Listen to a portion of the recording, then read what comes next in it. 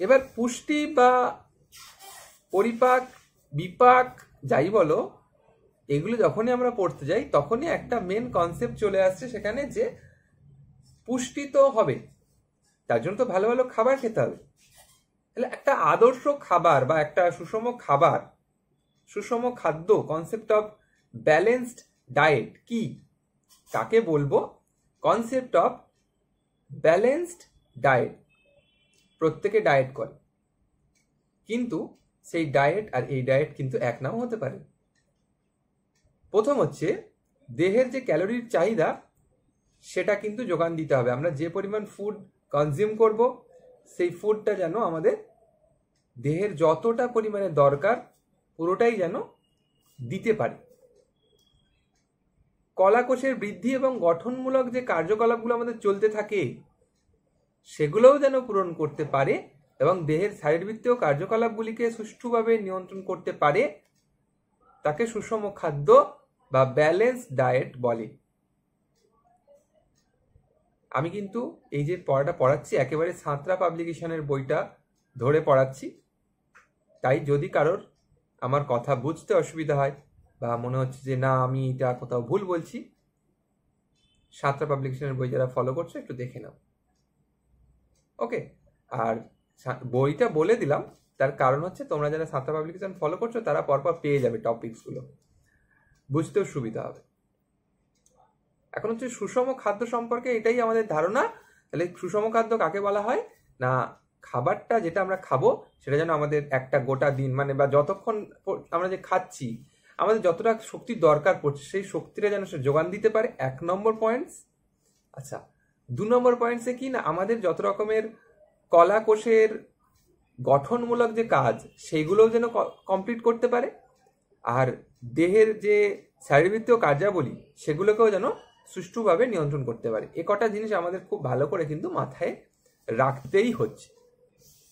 তাহলে সেইভাবে যদি আমরা ভেবে দেখি তাহলে আমাদের খাবারের মধ্যে থাকে অনেকগুলো জিনিস থাকে। প্রথম হচ্ছে কার্বোহাইড্রেট, তারপর হচ্ছে প্রোটিন, তারপর ফ্যাট, এছাড়াও থাকে ভিটামিনস, খনিজ লবণ, জল, এইগুলোই। আর কিন্তু বেসিক্যালি বেশি কিছু থাকে না, এইগুলোই মেনলি। এবার খাদ্যের প্রথম 3টি উপাদান মানে যে প্রথম 3টে বললাম, কার্বোহাইড্রেট, প্রোটিন আর ফ্যাট, এই প্রথম 3টে উপাদান কিন্তু সব থেকে বেশি পরিমাণে থাকছে এবং তারা দেহের ক্যালোরির যে চাহিদা সেটা কিন্তু পূরণ করে দিচ্ছে। ভিটামিন, খনিজ লবণ ও জল দেহের চাহিদা অনুযায়ী যতটা লাগে ততটা কনজিউম করলেই হবে। আর খনিজ লবণ কলাকোষের কাঠামোতে প্রবেশ করে এবং দ্রবীভূত অবস্থায় অম্ল ক্ষারের যে সাম্যাবস্থা সেটা কিন্তু বজায় রাখছে। তাহলে এখানে একটা সংজ্ঞা আছে, সেটা জানতে হবে। কি সংজ্ঞা? না, ব্যক্তি